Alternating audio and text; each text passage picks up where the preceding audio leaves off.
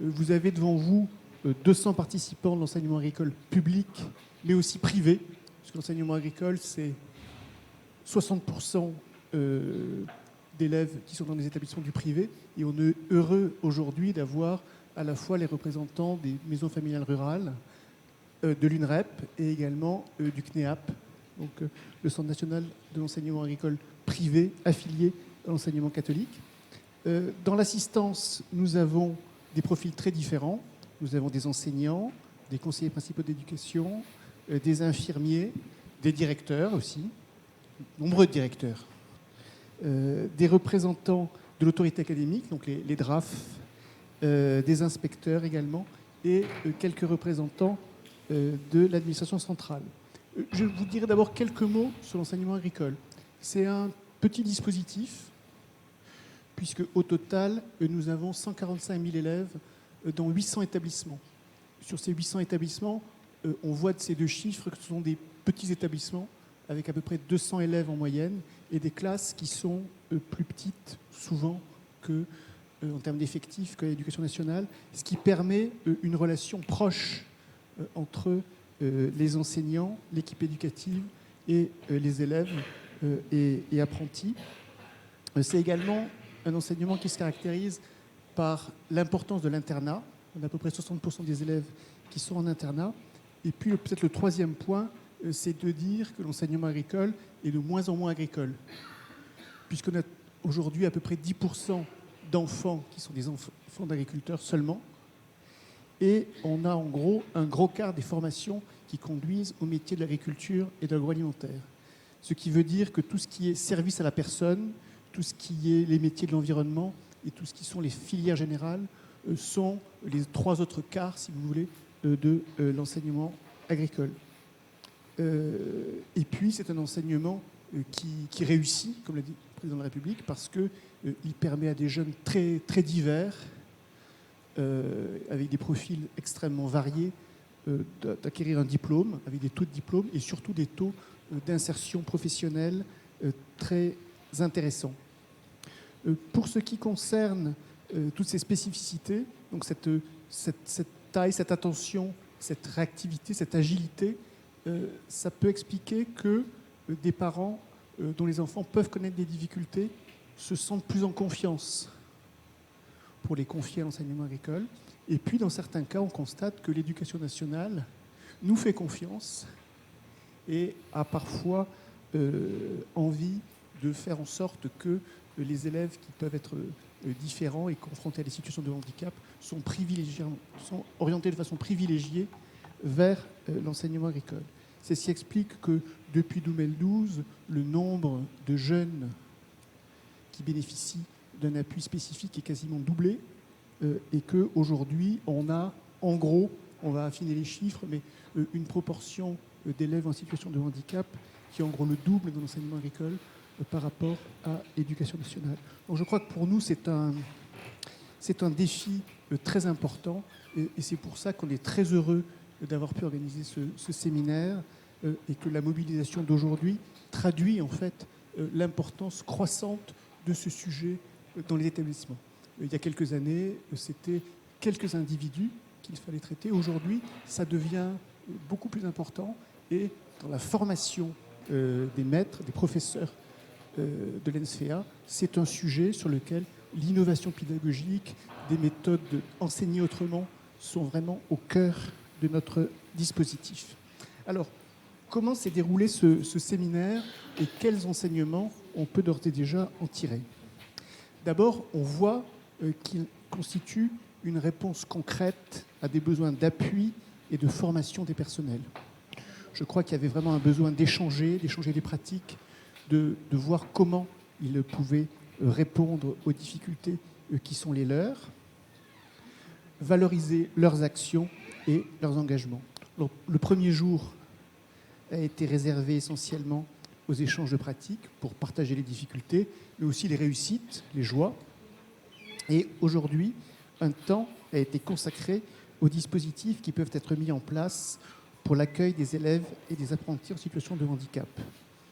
Puis, on a rappelé l'importance de construire et de consolider des partenariats locaux notamment avec l'éducation nationale, mais aussi avec les maisons départementales des personnes handicapées, pour prendre en charge, dans les meilleures conditions possibles, les apprenants. Alors, aujourd'hui, moi, ce que j'ai retenu, c'est que, en termes de recommandations, il y avait d'abord toute une série de questions qui s'adressaient à nous, ministère de l'Agriculture, et qu'il émanait de la salle cette demande, même si vous avez fait beaucoup en termes de moyens financiers, en termes de guides, en termes d'animation de réseau, il reste encore énormément à faire. Et ça, moi, je l'ai senti de façon très, très importante, un besoin de reconnaissance des personnes ressources, un besoin de renforcement du lien avec l'éducation nationale, notamment pour ce qui concerne les ULIS, un besoin d'accompagnement des établissements pour essayer de lutter contre certaines hétérogénéités de situation d'une zone à l'autre, qui est aussi le pendant de l'autonomie laissée aux établissements. Un besoin également d'implication des directeurs, de formation des directeurs, parce que souvent ils ont été formés à une période où cette question était moins importante qu'aujourd'hui. Et puis la question cruciale de l'aménagement des épreuves d'examen. Et puis, je pense qu'il y a également un point qui, pour moi, a été important, c'est que on a, dans nos établissements, près de 40% des jeunes qui sont sur des formations d'aide à la personne, et souvent pour les personnes âgées. Et je pense qu'on pourrait également développer ces questions d'appui aux jeunes en situation de handicap, puisqu'on voit bien qu'il y a des gisements des besoins, des gisements d'emploi qui peuvent être importants. La deuxième champ d'enseignement, c'est tout ce qui a trait à la question des partenariats. Et le premier des partenariats, c'est bien évidemment avec l'éducation nationale. Donc le ministre Stéphane Travert doit signer prochainement avec M. Blanquer une convention entre nos deux ministères. Et je pense que ce sujet va également être un point important, et en particulier la question des accompagnants d'élèves en situation de handicap. Comment mieux les valoriser, comment leur permettre des vrais parcours professionnels, et quel statut leur donner au sein d'un ministère technique ou d'une façon plus générale. Donc ça, je pense que c'est un point important, et vous avez également confié une mission avec M. Blanquer à votre inspection générale sur ce sujet. Donc il faut voir quelles conséquences cela peut avoir pour l'enseignement agricole. Le deuxième champ de partenariat, c'est bien évidemment tout ce qui a trait à la relation avec les familles, avec le monde médical, pour lesquels on sent également des besoins très, très importants. Le troisième champ, c'est bien évidemment avec les MDPH, comment faire en sorte qu'on puisse mieux travailler avec elles, sur tout ce qui est l'étude des dossiers et les questions des délais. Donc vous voyez, Madame la Ministre, on a beaucoup de choses à faire. On sent que c'est un sujet qui est de plus en plus important pour nos établissements, et je peux vous dire qu'il y a à la fois une énorme volonté de mieux faire de la part de tout le monde dans la salle, et également une implication politique très forte de Stéphane Travert sur ce sujet. Donc je voulais vraiment vous remercier pour votre présence ici, qui est très importante pour nous, et vous dire qu'on est vraiment fortement mobilisés pour que ce séminaire puisse déboucher sur une amélioration concrète, évidente pour les jeunes, pour leurs familles et pour le pays. Merci beaucoup, Madame la Ministre, de votre présence.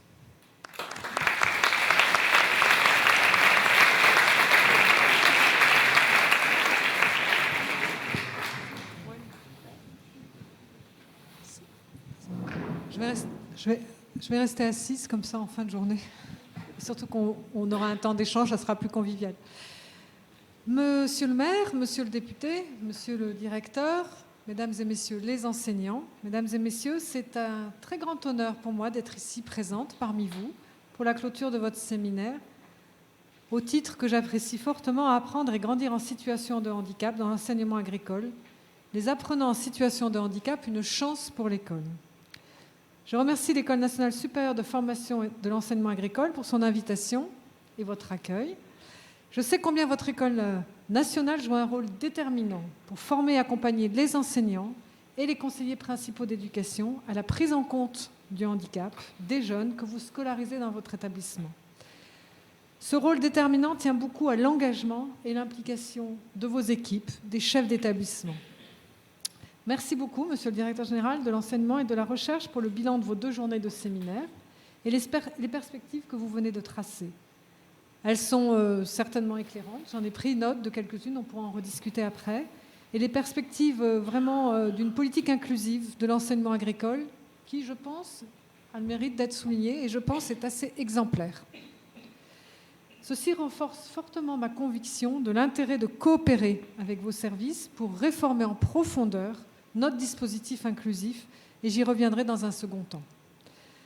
En ouverture de votre séminaire, mon collègue Stéphane Travers, je crois, à travers une vidéo, je ne peux pas le saluer, mais je le saluais hier encore, a parfaitement mis en perspective les enjeux de la politique interministérielle que nous comptons mener ensemble, et bien sûr en lien avec Jean-Michel Blanquer, ministre de l'Éducation nationale et de la Jeunesse, et Frédérique Vidal, ministre de l'Enseignement supérieur, de la Recherche et de l'Innovation. Changer le regard de la société sur la question du handicap est déterminant. Les personnes en situation de handicap ont du talent, des potentialités, elles ne demandent qu'à pouvoir les exprimer. J'ai l'habitude de dire qu'ayons une présomption de compétence, un regard qui les porte et qui les valorise. L'objet de mon déplacement à Toulouse aujourd'hui était justement de mettre en valeur la réussite des jeunes en situation de handicap, les bonnes pratiques qui permettent de les accompagner vers l'emploi en amont du marché du travail. Et il était pour moi important de les entendre. On a eu des témoignages très forts ce matin de jeunes et d'adultes en situation de handicap qui expliquaient leur parcours, où étaient les freins et les leviers. Et ce qui ressortait, c'était leur potentialité et l'expression de leur désir de vivre au milieu des autres, d'apprendre au milieu des autres et de travailler au milieu des autres. Donc ça, je pense que c'est quelque chose de fort. Il faut absolument qu'on arrive à faire émerger la parole des personnes en situation de handicap. Je suis persuadée que l'enseignement agricole peut être un excellent révélateur des talents, et ceci dans l'ensemble des qualifications auxquelles vous formez de la 4e au doctorat. Vous formez, si mes chiffres sont justes, 460 000 élèves, apprentis ou étudiants, avec une forte diversité sociologique. 60%, vous l'avez rappelé, d'entre eux sont en internat, dans des établissements à taille humaine. Et ça, je pense que c'est un atout pour pouvoir accueillir bien les élèves en situation de handicap, et avec des méthodes pédagogiques innovantes qui constituent un peu votre ADN. Ceci fait de l'enseignement agricole un vrai laboratoire de l'égalité des chances. Autant d'atouts sur lesquels vous pouvez vous appuyer pour relever les enjeux de la politique inclusive qui nous animent tous ici. Ce séminaire fait partie de votre plan d'action national. Vous avez réuni, vous l'avez dit, à peu près 200 professionnels de vos établissements pour faire la promotion de l'école et de la société inclusive. Je salue l'organisation de cet événement. Bravo, madame, vous avez dit que c'était la cheville ouvrière de cette organisation. L'ensemble de la démarche de l'enseignement agricole et votre volontarisme.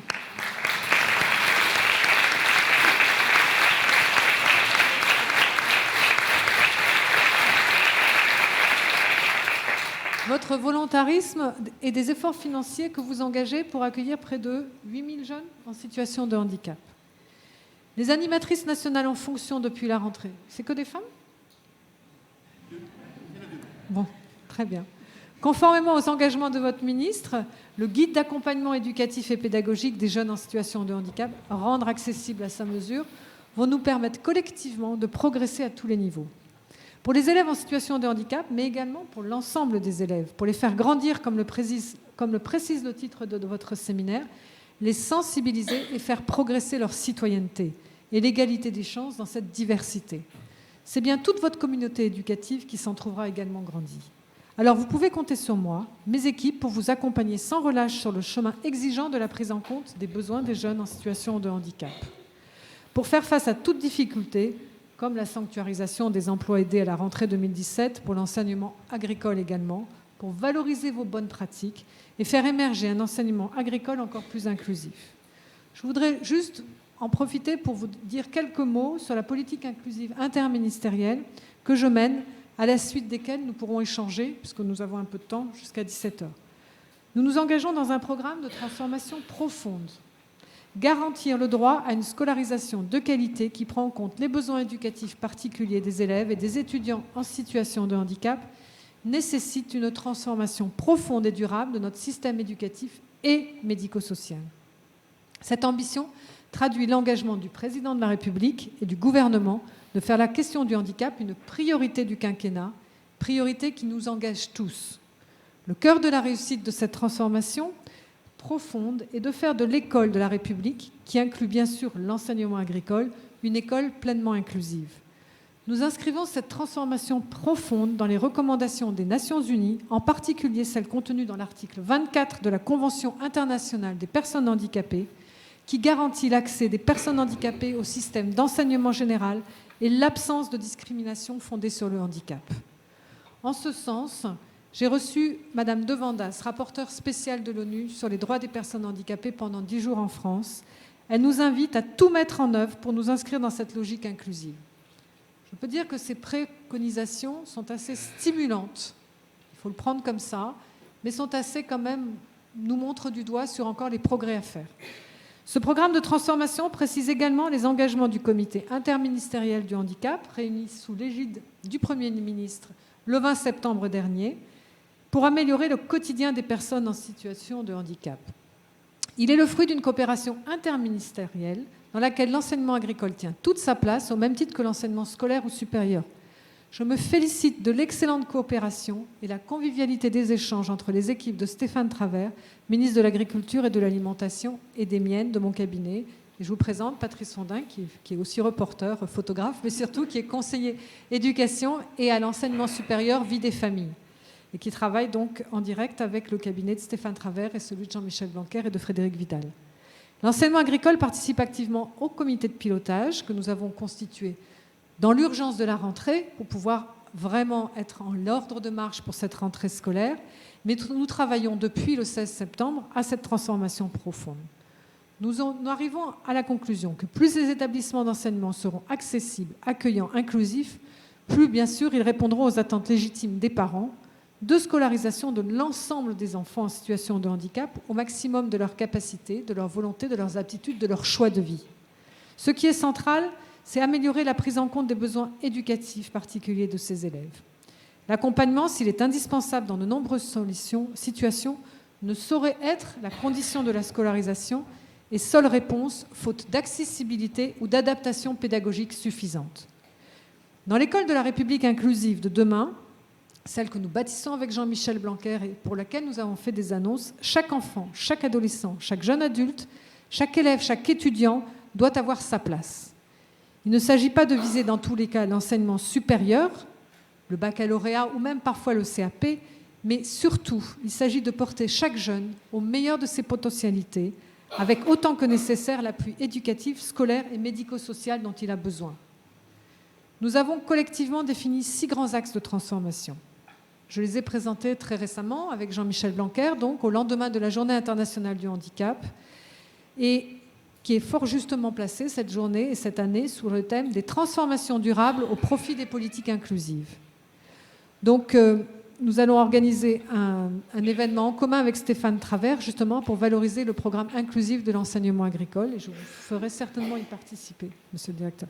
Le premier axe, c'est mieux informer, former et accompagner les enseignants, les conseillers principaux d'éducation et l'ensemble des personnels sur la compréhension du handicap, des adaptations scolaires, des répercussions de la situation de handicap sur les besoins justement d'adaptation.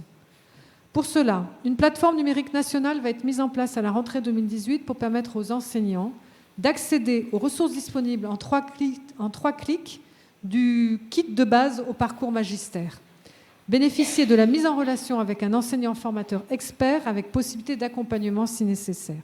Cette plateforme, elle pourra s'enrichir en permanence de vos adaptations, de ce que vous inventez sur le terrain en permanence, parce que je pense qu'il faut que les solutions viennent du terrain, elles existent. Il s'agit de les mettre à disposition des autres pour essaimer ces bonnes pratiques. Le deuxième axe consiste à multiplier et à diversifier les modes de scolarisation. Création d'ULIS ou d'unités d'enseignement externalisées des établissements médico-sociaux. Je crois savoir que vous avez des projets d'ouverture d'ULIS. Je pense que c'est une nécessité. C'est une demande, en tout cas des parents, que j'ai entendue pas plus tard que ce matin. Catherine Couzergue, que je décorais, m'a redit.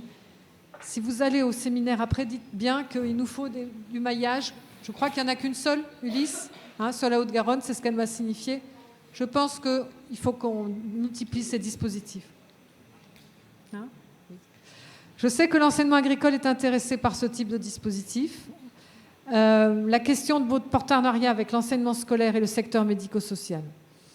En tout cas, vous pouvez compter sur moi pour contribuer à renforcer cette coopération indispensable. Le troisième axe vise à aménager les parcours de formation pour que les élèves sortent de l'école tous avec un diplôme ou une certification professionnelle ou une attestation de compétences. Il est indispensable de pouvoir s'appuyer sur des acquis, de les montrer, de les valoriser en vue de travailler sur l'employabilité après au sein des entreprises. Je sais que vous êtes déjà dans cette logique. Vos formations à visée professionnelle peuvent offrir des débouchés intéressants pour les apprenants en situation de handicap à partir du collège ou du lycée. Vous savez évaluer les élèves en situation professionnelle dans une logique de portefeuille de compétences. Vous développez également des méthodes d'apprentissage adaptées au public que vous accueillez avec de l'innovation pédagogique et des approches pluridisciplinaires pour enseigner autrement. L'aménagement des épreuves d'examen pour une meilleure prise en compte des handicaps, notamment tous les troubles 10, troubles d'apprentissage, et la mission d'inspection que nous lançons vont certainement nous permettre d'aller encore plus loin. Le quatrième axe revêt pour moi une importance déterminante. Il consiste à adosser l'offre médico-sociale à l'école de la République et plus largement à tous les lieux de vie que fréquentent les jeunes. Pour cela, il faut que nous déplacions le centre de gravité du médico-social hors des murs des établissements médico-sociaux au service du parcours en milieu ordinaire. C'est une révolution culturelle. Il va nous falloir accompagner les professionnels à changer de posture, à travailler sur le milieu ordinaire. C'est pour ça que nous sommes aussi en retard encore pour notre société inclusive, c'est que nous n'avons pas travaillé sur l'environnement. Nous avons accompagné la personne, mais nous avons oublié de travailler sur l'environnement, c'est-à-dire accompagner le milieu scolaire ordinaire, accompagner l'entreprise, et c'est là tout l'enjeu de cette société inclusive pour les prochaines années.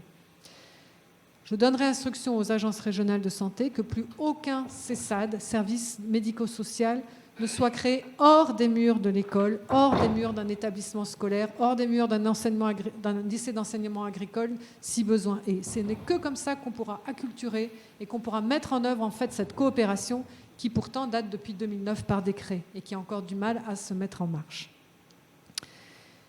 Et puis, bien sûr, il nous faut accompagner les établissements médico-sociaux à se transformer en plateforme de services et de ressources d'accompagnement des apprenants en situation de handicap. C'est absolument indispensable. Le cinquième axe vise à améliorer le recrutement et l'organisation du dispositif d'accompagnement des élèves handicapés.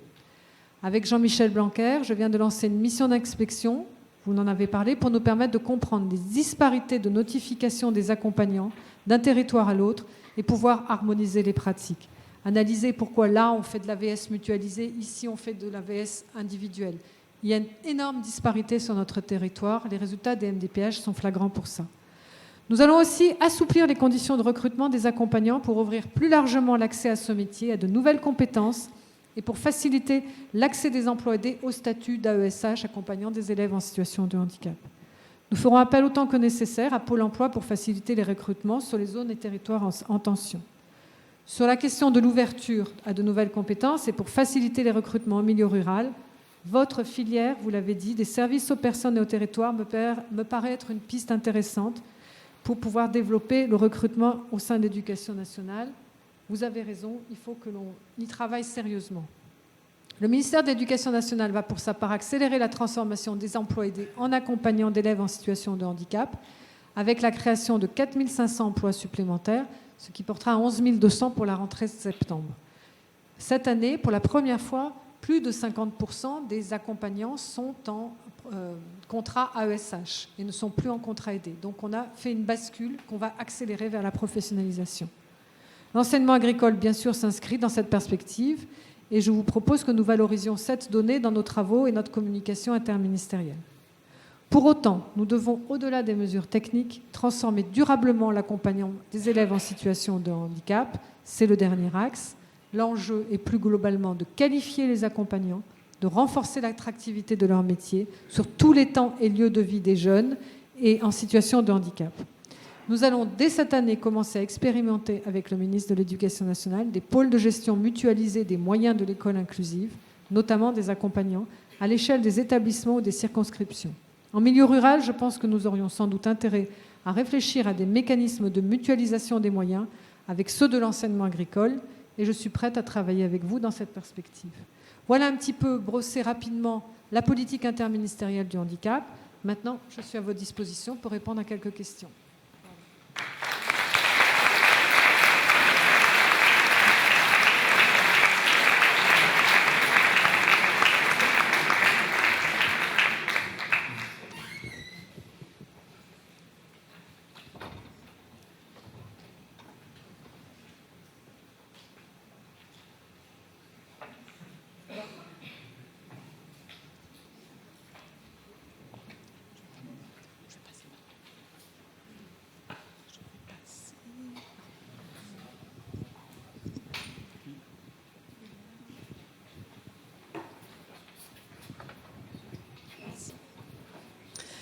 Bonjour, je suis enseignante et personne ressource handicap dans mon établissement.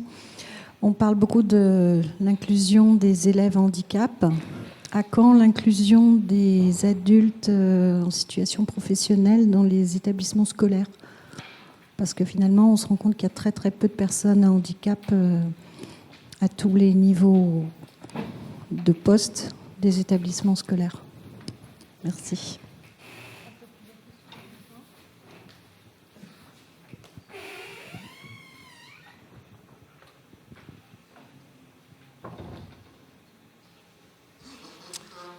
Madame la ministre, bonjour. Deux vœux éventuellement, vous nous avez parlé de la plateforme qui s'appuierait sur les richesses pédagogiques et éducatives mises en place. Il serait intéressant en même temps, en amont sur la plateforme, de replacer la totalité des acteurs investis. Il nous apparaît dans les 2 jours de séminaire d'une forme quand même pour les établissements, d'une forme de complexité, si vous voulez, du rôle des acteurs, leur place, et surtout dans une approche, vous voyez, système, interaction. Ça, c'est dans le souci de la professionnalisation de nos équipes, ça serait un élément intéressant autour de la plateforme. Un deuxième vœu, c'est intégrer aussi l'approche du ministère du Travail et entre autres les régions de France dans la logique des contrats d'apprentissage et de la place des apprentis. Il apparaît dans nos échanges sur les 2 jours d'un écart, si vous voulez, de prise en charge, voire même d'un fossé, si vous voulez, de prise en charge. Pour faire simple, les conseils régionaux s'appuient sur la GFIP éventuellement pour des mises en situation, souvent dans l'entreprise, mais au sein du CFA, le jeune en situation de handicap est peu, pour ne pas dire pas du tout aidé et accompagné. Donc c'est vraiment deux mondes, si vous voulez, différents sur la prise en charge. Donc voilà, 2 vœux, réinterroger un petit peu la place de l'apprenti et en même temps ce travail autour de l'approche système et des interactions des structures investies. Et louer bien sûr tout ce qui est du programme que vous avez pu décliner. Merci. Peut-être répondre déjà à ces 2 questions. Je dirais que vous avez raison, madame.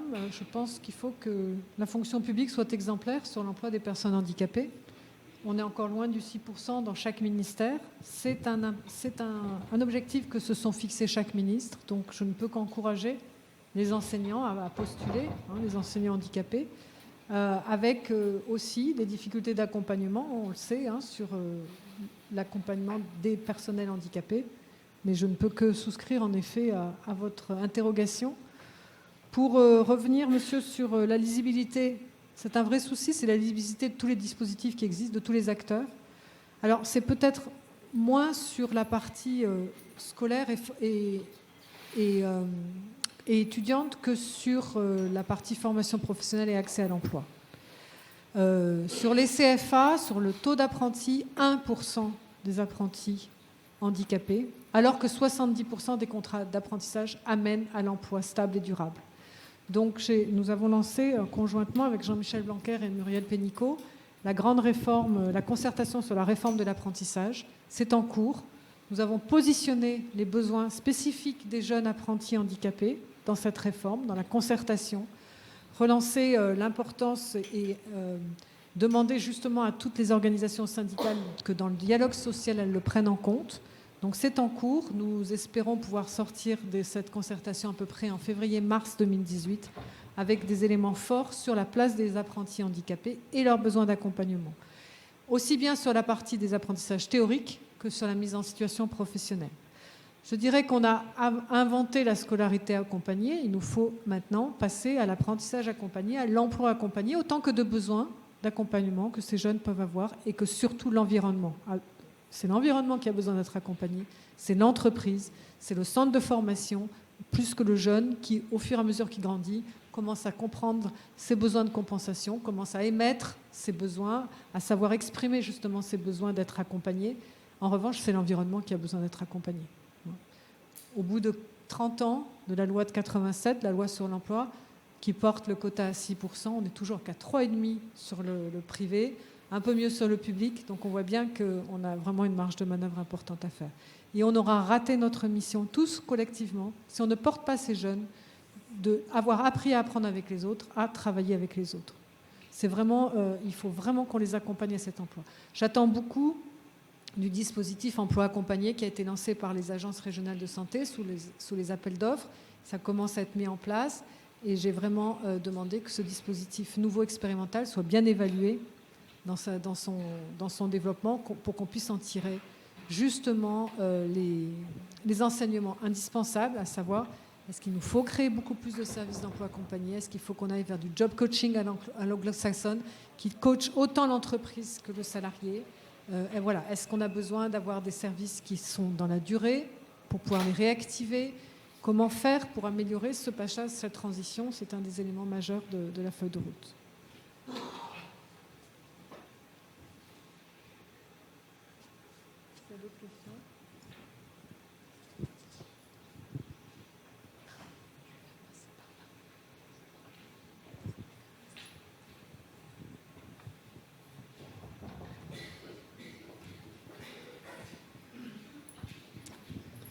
Bonjour, je suis enseignante, coordinatrice ULIS de l'éducation nationale, mis à disposition au ministère de l'Agriculture sur un établissement, un lycée professionnel agricole.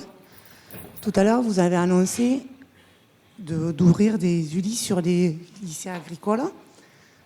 Serait-il possible que ce soit des personnes du ministère de l'Agriculture avec l'accès au KPI, qui est essentiellement un diplôme reconnu par l'éducation nationale, ou encore des enseignants de l'éducation nationale qui feraient office de coordinateur ULIS.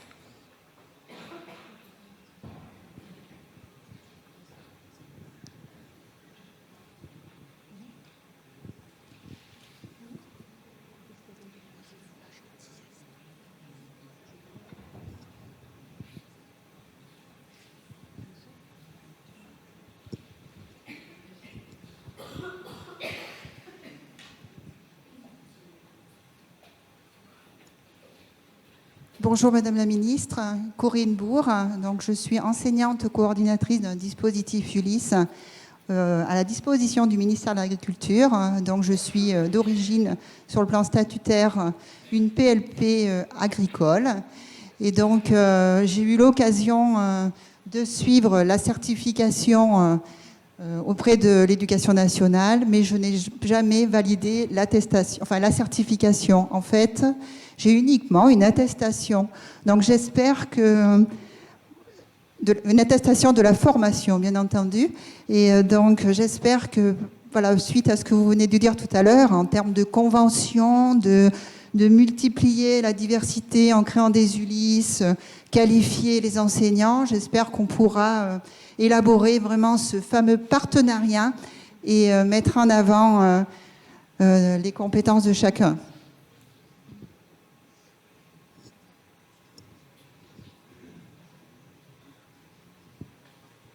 Je vais renforcer ce qu'a dit notre collègue de Tulnave. Je suis aussi titulaire du 2CASH. Je n'ai jamais eu de certification puisque j'appartenais au ministère de l'Agriculture. J'ai eu une attestation de formation de l'ESP de Toulouse, qui est déjà très intéressant.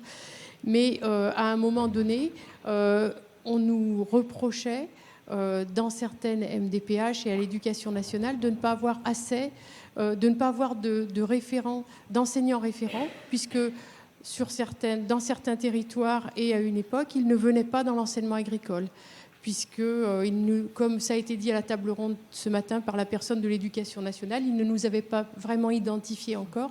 Ce partenariat n'était pas encore complètement créé.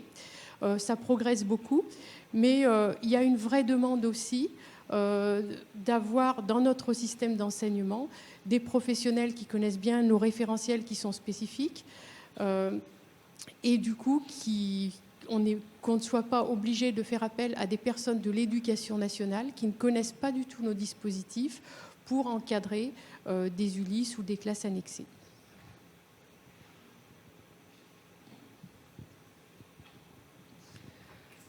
Je ne vais pas vous mentir, je ne vais pas vous amener de réponse là tout de suite.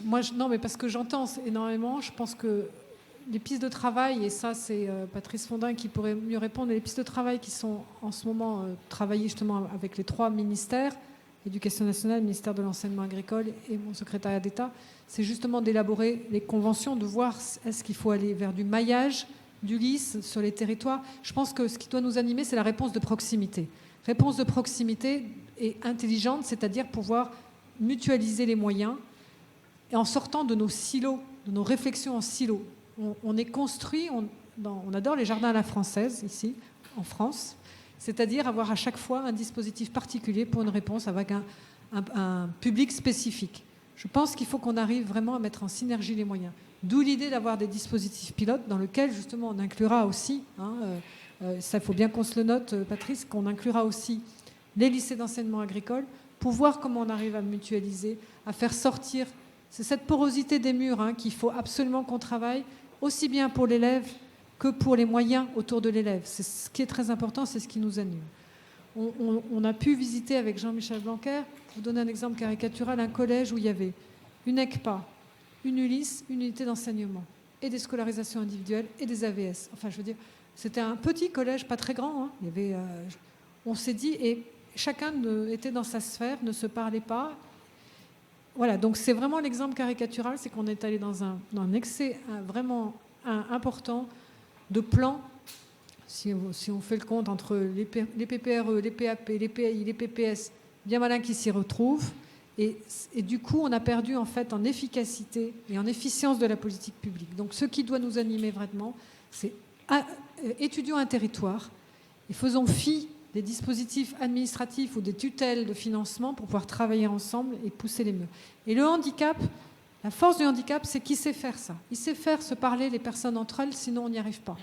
Donc le handicap est un levier pour pouvoir lever des obstacles administratifs souvent et faire que les regards se croisent au service d'un parcours sans rupture. C'est bien ça qui doit nous animer, c'est de porter en qualification ces jeunes. On voit bien qu'aujourd'hui, on a 500 000 travailleurs handicapés au chômage, 2 fois moins qualifiés que les chômeurs valides. Donc on a un vrai enjeu de société, tous ensemble, à trouver des solutions pour porter ces jeunes en qualification.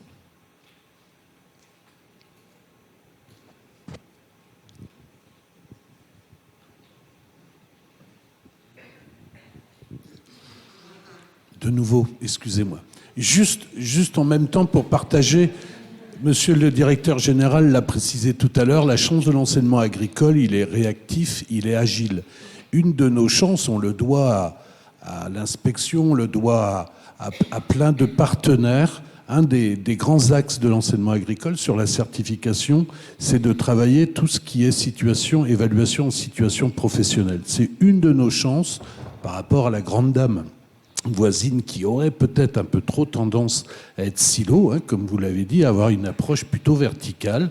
Nous, on est en évaluation, si vous voulez, de situation professionnelle. Et où vous avez raison, c'est que par rapport à la problématique de la certification des jeunes en situation de handicap, on offre une possibilité, une palette autour des situations professionnelles, d'être capable déjà à ce niveau-là de valider et de faciliter grâce à des portefeuilles de compétences ou autres outils qui nous permettront de faciliter l'insertion. Et c'est cette richesse-là, de cette souplesse qu'on a avec des espaces d'autonomie et d'autres outils qui nous permettent de nous différencier sur le plan pédagogique et faciliter l'insertion. C'est une des richesses de l'enseignement agricole depuis fort longtemps. Bonjour, je m'appelle Alice, je suis auxiliaire de vie scolaire. Je pense parler au nom de plusieurs de mes collègues qu'on a vus, qu'on s'est rencontrés.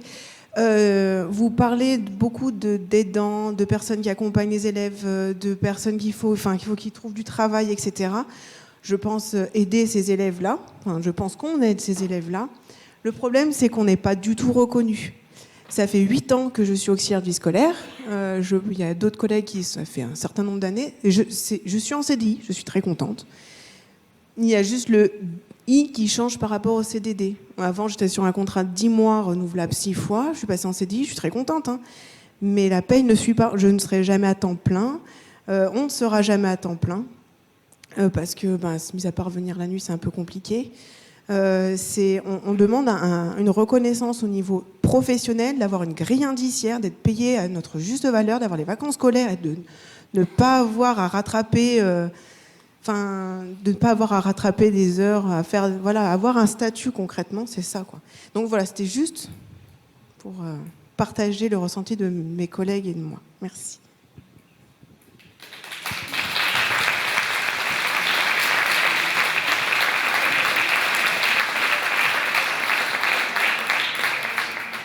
Je ne vous dirais pas que vous prêchez une convaincue, mais oui, quand même.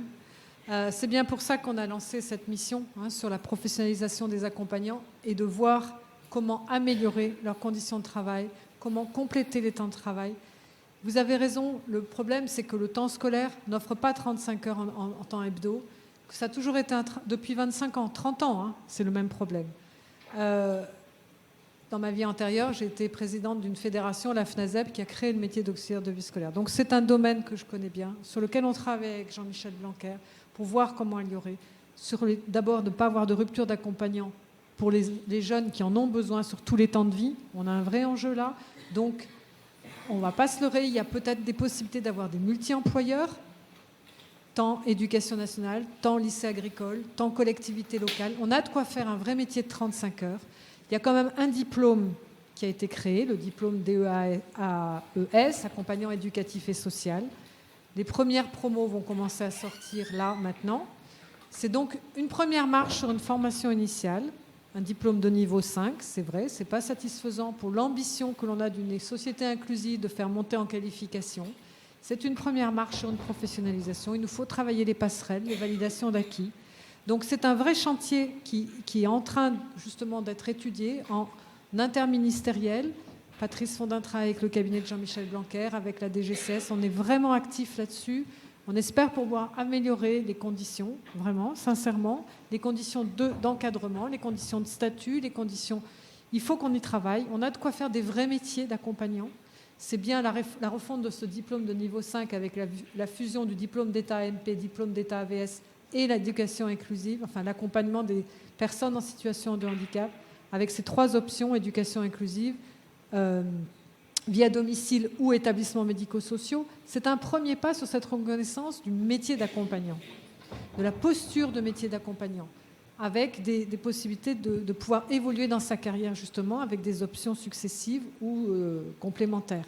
Donc il y a une vraie réflexion, c'est en cours. On a aussi besoin que ce statut, que cette profession, que ce métier d'accompagnant puisse évoluer sur d'autres lieux de vie, les centres de loisirs. Il y a un vrai besoin de continuité d'accompagnement, l'insertion professionnelle. Donc on voit bien qu'il y a une dynamique sur ce métier d'accompagnant qui doit évoluer. Donc vous pouvez compter sur notre détermination pour faire évoluer les choses, évoluer vraiment cette professionnalisation. Il y a quand même...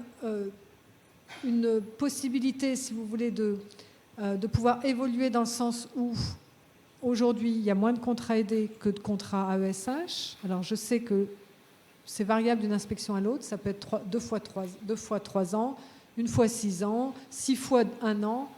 C'est très variable. Il faut qu'on arrive à homogénéiser ça et qu'on travaille sur une équité sur le territoire, et pour les professionnels et pour les élèves. Mais vous pouvez compter sur notre détermination pour avancer sur ce chantier-là.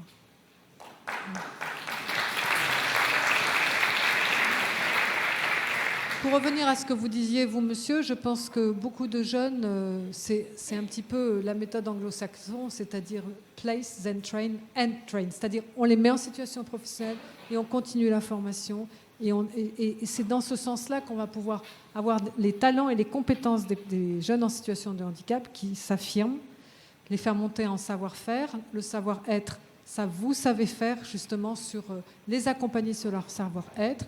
Et je pense que c'est le rôle des entreprises de pouvoir justement participer à la continuité de leur formation, à leur qualification.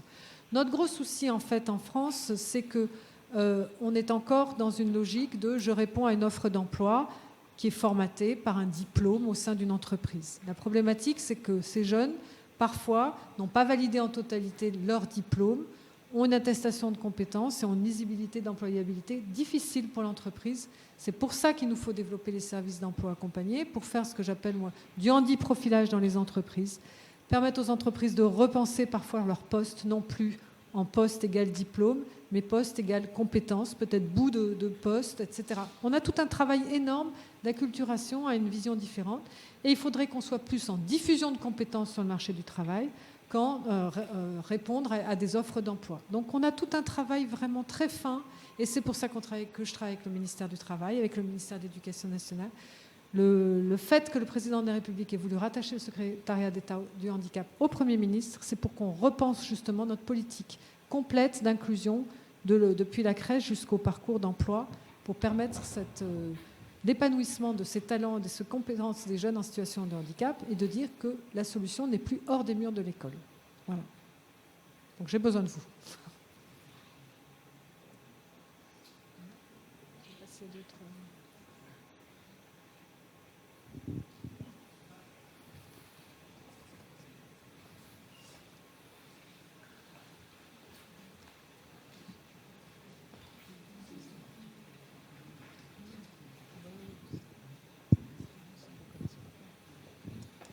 Bonjour Madame la Ministre, je suis enseignante et enseignante référendiste dans mon établissement.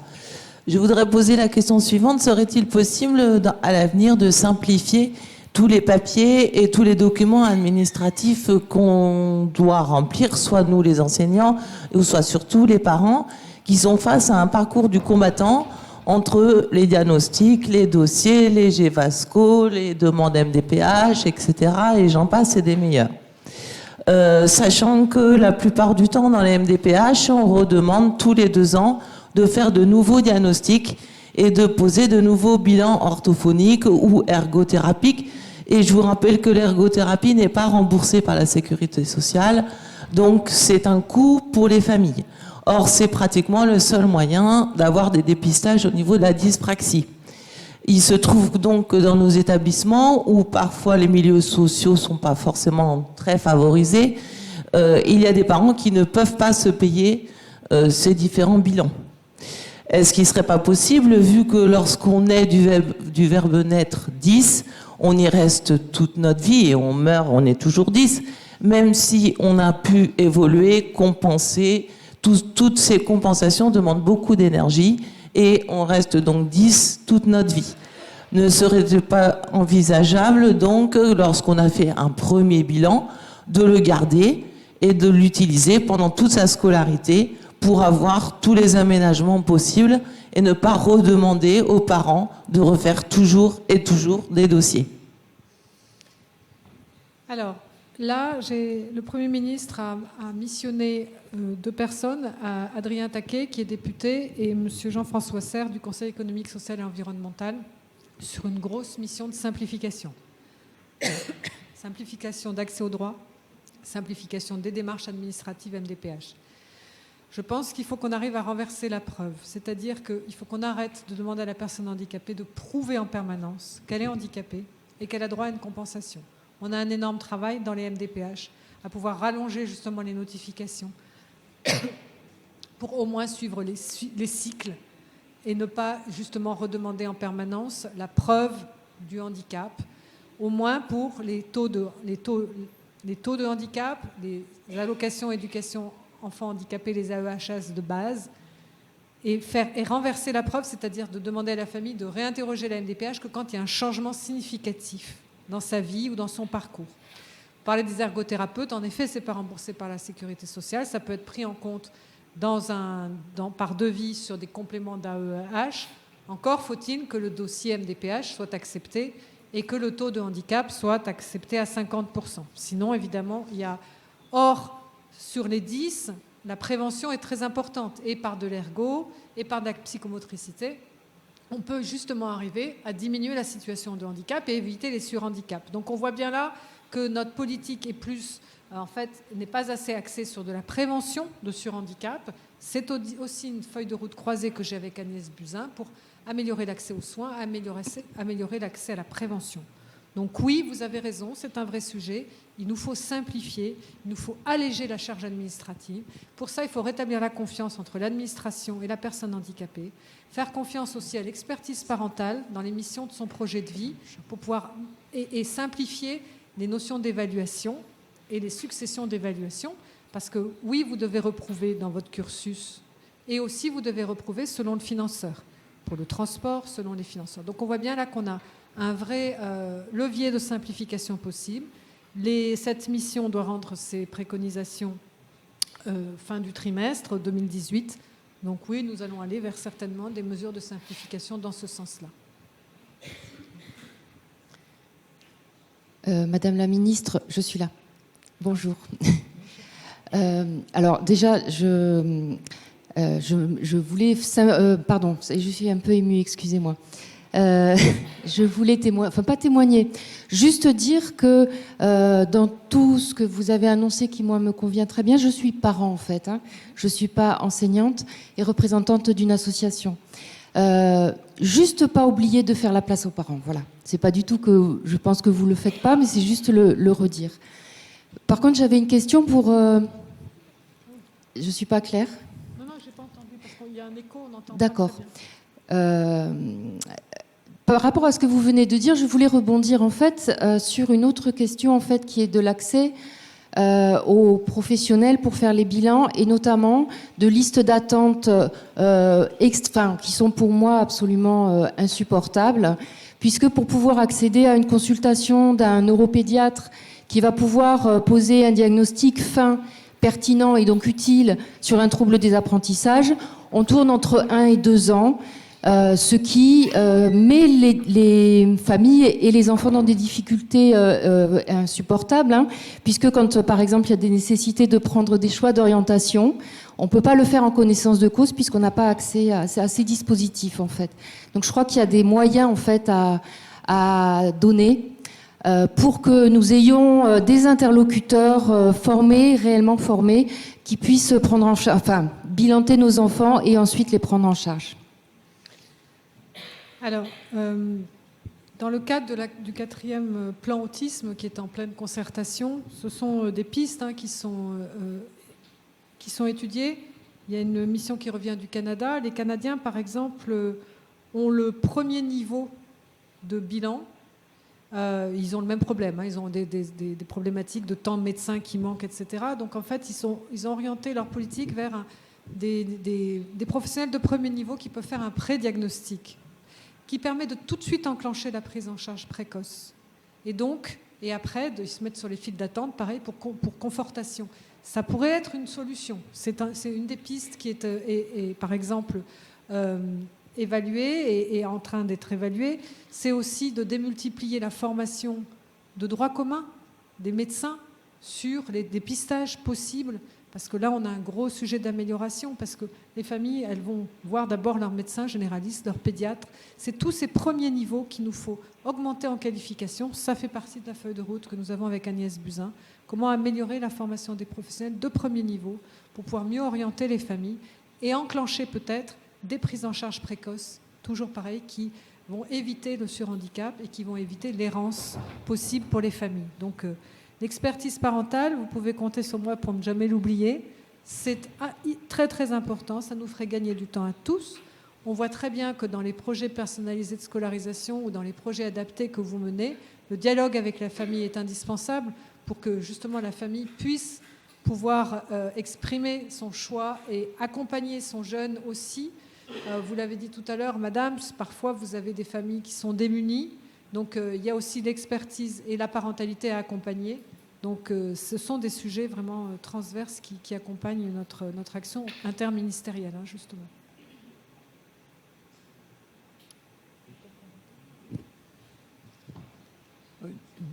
dernière question, voilà.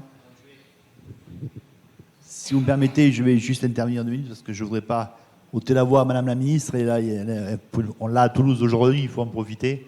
Je suis le président de la MDPH délégué donc, de la Haute-Garonne. Et c'est vrai que ce que j'entends là, je crois qu'effectivement, il faut du maillage. Et il va falloir effectivement qu'on se parle, qu'on s'écoute et qu'on s'entende. Parce qu'effectivement, je crois qu'il y a plein de choses qui se font quand même, et notamment des raccourcis de dossiers avec des dates. Je ne sais pas, on essaie au niveau de la Haute-Garonne, au niveau de la MDPH, de rapprocher les dates pour que vous ayez pas justement des dossiers à refaire et à refaire continuellement. Je vois Mme Charnet au milieu du public qui est là et qui peut témoigner que justement, pour les 10, on travaille beaucoup, notamment on travaille beaucoup pour les 10, et notamment pour les soins que nous prenons en charge, justement, Mme Charnet peut le dire, au niveau de l'AEH, vous venez de le dire, Mme la Ministre, au niveau de l'AEH, lorsque c'est possible. Donc je crois que, voilà, n'hésitez pas à venir nous contacter, c'est tout, au niveau de la MDPH, excusez-moi. Très bien. C'était la dernière intervention. Merci beaucoup, Monsieur le Président. Merci beaucoup, Madame la Ministre. C'était un formidable message que vous avez passé en passant 1 heure avec nous. Et je voulais vous dire peut-être 2 choses en conclusion. Un, l'enseignement agricole est très attaché à sa spécificité et à son mode d'éducation très ancré sur le vivant, sur l'exploitation agricole, sur la relation aux animaux. Et c'est peut-être aussi ce qui explique que beaucoup de jeunes souhaitent également rejoindre ces formations quand ils sont dans des situations de handicap. Mais c'est un élément important, cette relation à l'animal, au concret des choses. Et en même temps, on est très ouvert à travailler avec le ministère de l'Éducation nationale, le ministère de la Santé. Et je crois que c'est sur cette double orientation qu'il faut que l'on reste, parce que c'est pour nous un sujet vraiment, vous l'avez vu, très important, avec une formidable modification de nos modes de travail. Et on est très heureux que vous ayez pu échanger avec nous et échanger avec la salle pour des perspectives importantes. Merci encore, madame. Merci à vous tous.